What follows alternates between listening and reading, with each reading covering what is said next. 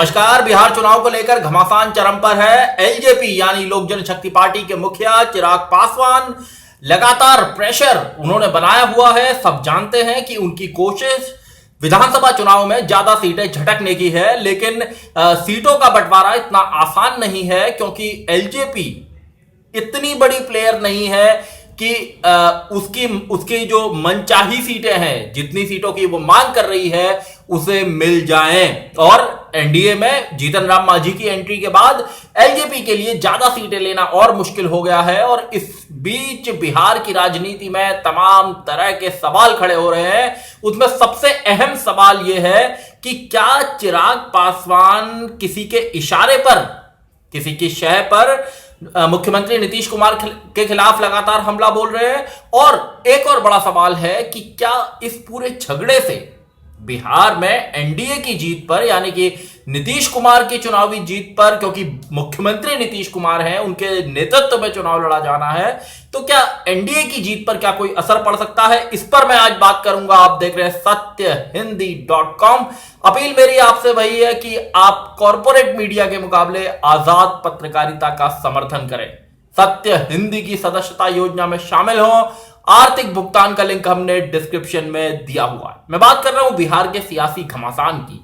बिहार में एलजेपी का जिस तरह का रुख है उसमें समझ नहीं आता कि एलजेपी एनडीए के अंदर बनी रहेगी या एनडीए से बाहर निकलेगी। और जैसा अनुमान है कि एनडीए में से निकलने का के चांसेस कम भी हो सकते हैं, क्योंकि रामविलास पासवान अपनी केंद्रीय मंत्री की कुर्सी नहीं छोड़ना चाहेंगे। वो उस गलती को नहीं करना चाहेंगे जो गलती उपेंद्र कुशवाहा ने पिछले साल लोकसभा चुनाव से पहले की थी।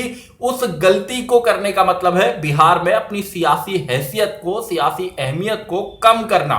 और अगर एनडीए कहीं कोई गलती करती है, क्योंकि इस बात को चिराग पासवान कई बार संकेतों में कह चुके हैं कि अगर आगे उन्हें बिहार की सियासत में अपना वजूद कायम करना है तो इस तरह के रिस्क उन्हें लेने पड़ सकते हैं।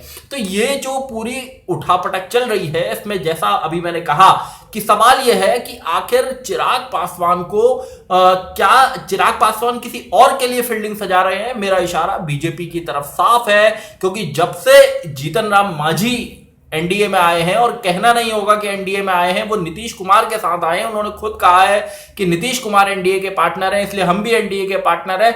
और वो उनकी जो नजदीकी है वो नीतीश कुमार के साथ बनी रहेगी, ऐसा उन्होंने कहा है। और वो नीतीश कुमार के साथ खड़े रहेंगे, ये भी जीतन राम मांझी ने कहा है। तो बीजेपी भी इस बात को जानती है कि नीतीश कुमार ने जिस तरह अपनी सियासी फील्डिंग मजबूत की है, अपने पीछे एक और उन्होंने अपने पुराने साथी को खड़ा कर लिया है। तो ऐसे में बीजेपी के साथ भी एक ऐसा अलायंस चाहिए, पार्टनर चाहिए कि नीतीश से खटपट होने की स्थिति में भी वो भी कोई उसे भी कहीं का किसी अलायंस का, किसी गठबंधन का सहारा हो। तो कुल मिलाकर इस बिहार की सियासत में इन दिनों ये चर्चा है कि चिराग पासवान ज्यादा सीटें लेने के लिए तो प्रेशर पॉलिटिक्स कर ही रहे हैं। बीजेपी भी उन्हें इसके लिए, जिसे कहते हैं इशारों में, हो सकता है ऐसा कोई इशारा हो जिससे नीतीश कुमार प्रेशर में रहें, क्योंकि बीजेपी भी इस बात को जानती है कि हालांकि वो अकेले चुनाव नहीं जीत सकती, लेकिन नीतीश का कद बहुत बड़ा ना हो जाए जिसके सामने बीजेपी के नेताओं का कद बौना दिखाई दे, छोटा दिखाई दे। राजनीति में क्या बीजेपी, क्या जेडीयू, क्या नीतीश और क्या बीजेपी के सुशील कुमार मोदी या तमाम लोग, इस तरह की प्रेशर पॉलिटिक्स का ही नाम राजनीति है और राजनीति में ये सब चलता रहता है। ये दूसरे के कद को कम करना, अपने सियासी दुश्मन के खिलाफ फील्डिंग सजाना, इस तरह की चीजें होती हैं। दूसरा अहम सवाल जो मैंने कहा कि क्या इससे एनडीए की जीत पर कहीं कोई असर पड़ेगा?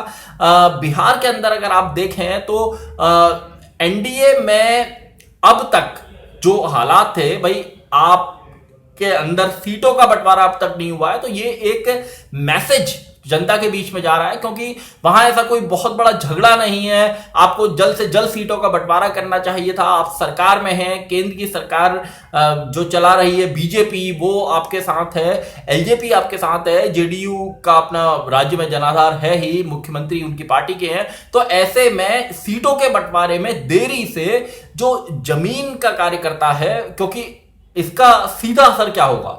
जिन सीटों पर जेडीयू लड़ रही होगी चुनाव, वहां पर एलजेपी और बीजेपी स्वाभाविक रूप से नहीं होंगे गठबंधन में, तो वहां ऐसी कोशिश बनेगी कि एलजेपी के जो कार्यकर्ता होंगे वो खुलकर जेडीयू के समर्थन में नहीं आएंगे। एक बार को वो बीजेपी के कार्यकर्ताओं के लिए खुलकर प्रचार करेंगे, ये राजनीति की सच्चाई है। लेकिन जेडीयू के लिए वो पूरी ताकत नहीं लगाएंगे, क्योंकि ये ही राजनीति का खेल है कि आप अपने दुश्मन को, जो आपका जो सियासी दुश्मन है, उसको आप बहुत ज्यादा ताकतवर होते नहीं देख सकते। तो इस तरह के अगर समीकरण बनेंगे तो निश्चित रूप से जेडीयू की जीत पर कहीं ना कहीं असर पड़ेगा। और अभी सीटों को लेकर बीजेपी जेडीयू के बीच में भी माहौल बहुत अच्छा नहीं है। हालांकि अमित शाह और जेपी नड्डा कई बार इस बात को कह चुके हैं कि चुनाव नीतीश कुमार के नेतृत्व में चेहरे पर लड़ा जाएगा, क्योंकि भारतीय जनता पार्टी 2015 के विधानसभा चुनाव के परिणाम से इस बात को साफ जान चुकी है कि बिहार के अंदर अगर चुनाव जीतना है तो नीतीश कुमार का साथ लेना जरूरी होगा।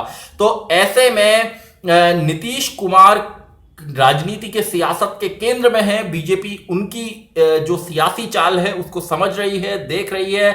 मांझी की जिस तरह उन्होंने एंट्री कराई है वो भी देख रही है। और सीटों का बंटवारा एक बार अगर हो जाए तो आगे की कहानी साफ हो, लेकिन इस अभी तक नहीं होने से मैसेज गलत जा रहा है। दूसरी ओर AIMIM जिसके नेता असदुद्दीन ओवैसी हैं, उन्होंने भी आज वहां एक स्थानीय दल के साथ गठबंधन किया है।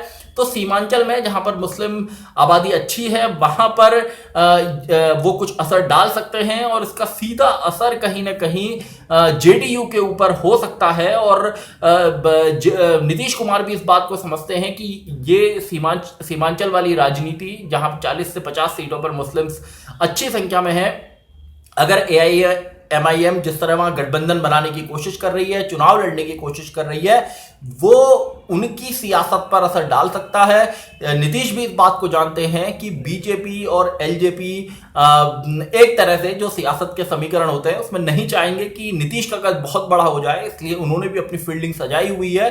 इस सब हालात के बीच में अगर आप देखेंगे तो तमाम तरह के बाकी जो समस्याएं बिहार के अंदर हैं, लाखों लोग बाढ़ से बेहाल हैं, कोरोना इन्फेक्शन की स्थिति बहुत ज्यादा है, लॉकडाउन जब हुआ उसके बाद लाखों लोग वापस लौटे, अभी लाखों लोग फिर से महानगरों की तरफ जा रहे हैं। तो काम धंधे की हालात की जो स्थिति है बहुत खराब है, अच्छी तो बहुत खराब है, और लोग बेरोजगार हैं, परेशान हैं। तो उनके हाथों को जिस तरह काम मिलना चाहिए, या उनके जो मसले हैं उन मसलों को सरकार एड्रेस करे, वहां तक सरकार पहुंचे, और जो सरकार ने काम किए हैं वो भी लोगों तक पहुंचे। और विपक्ष तो है ही इसके लिए कि सरकार की नाकामियों को जनता तक पहुंचाए। तो इसके ऊपर भी बहुत सारा खेल निर्भर करेगा कि जेडीयू बीजेपी अलायंस जो है वो किस तरह लोगों के बीच अपनी बात को, अपने काम को पहुंचा पाता है। लेकिन एक सवाल जो वही अहम है कि अगर आपके अंदर सीटों को लेकर इस कदर लड़ाई है, इस कदर जबरदस्त भिड़ंत है, तो ऐसे में चुनाव जीतना और इसका सीधा असर नीतीश कुमार को ही होगा। और क्योंकि वो बड़े नेता हैं, उनके चेहरे पर चुनाव होना है, इसलिए एलजेपी को उन्हें थोड़ा सा न्यूट्रलाइज करना पड़ेगा, अपने साथ रखना पड़ेगा।